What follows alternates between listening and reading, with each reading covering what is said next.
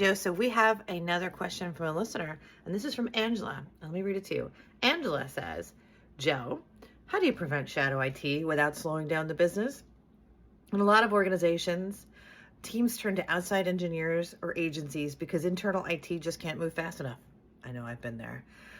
That works to get the results, but then it also creates risk and long-term complexity. How should leaders think about avoiding shadow IT in the first place? And how do you balance speed with governance so that the business doesn't feel blocked? What do you say, Joe?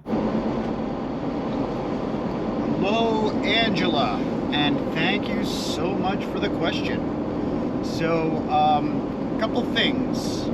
Shadow IT organizations are, literally one of the riskiest things that you come across within a corporation. So, a lot of individuals don't realize the risk that they put the organization to begin with. Now, why do shadow IT exist? The reality is that most shadow IT organizations start forming just from what Christine said, which is, hey, a shadow IT organization, the business is trying to get something done, they want to get it done faster, IT isn't working fast enough, so they go out, they hire a third party, or they do it themselves. A lot of that's complete nonsense. It's really nonsense, because they're making the assumption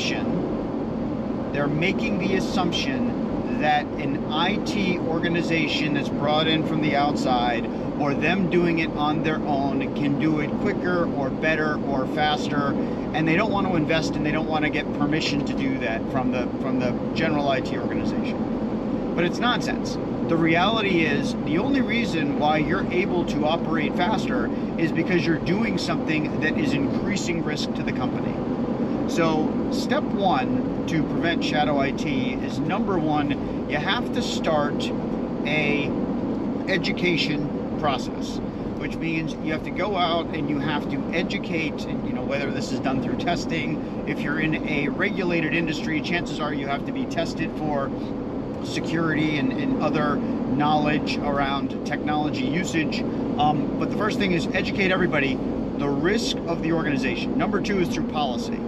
So you also simultaneously set a policy that says if you are implementing or engaging in something that could add risk to the firm, and you are going around or disabling or doing anything to obstruct the existing controls within the organization, that is a terminatable act.